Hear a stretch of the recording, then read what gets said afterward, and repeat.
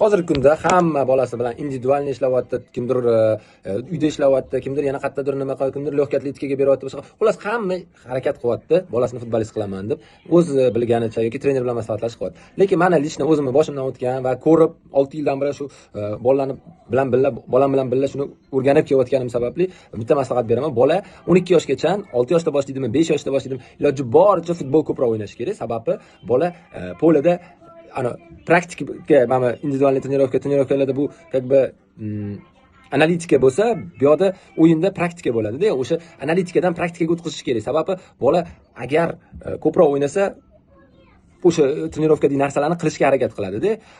Keyin ko'pchilik 1 yosh kattalar bilan bolam bir kalla baland 1 yosh kattalar bilan o'ynash kerak deb aytdi-da, 1 yosh kattalarga tiqib qo'yapti-da. Bola progressdan to'xtab qoladi. Sababi u misol o'z tengdoshlari bilan bir narsalar bittasini aldab o'tib tepayotgan bo'lsa, o'zi keyingi safar ikkitasini aldab, keyingi safar uchtasini mana shu progress qilaveradi-da o'xshagan sari. Biza 1 yosh kattalar bilan qo'yib qo'yib churvaqalar bilan o'ynab nima qiladi deyapmizda, 1 yosh kattaga tiqib qo'yapmizda, bolada o'xshamayaptimi? U bola o'xshamagandan keyin u narsani boshqa qaytib qilmaydi, tushunasizlarmi? Endi baribir o'xshata olmayapman uni. O'shuning uchun meni fikrim, lishni o'zimning fikrim, 12 yoshgacha trenirovka qilish kerak, individualni ham qilish kerak, lekin igrovoy praktikani ko'proq berish kerak. 12 yoshdan keyin уже komanda rezultatga o'ynaydi, akademiyada bo'lasizmi, любой komandada bo'lganingizda rezultatga o'ynaydi, kuchni распределять qilish kerak. Yakshanba kuni bo'ladigan o'yinga kuchni taqsimlash kerak, rezultat kerak bo'ladi.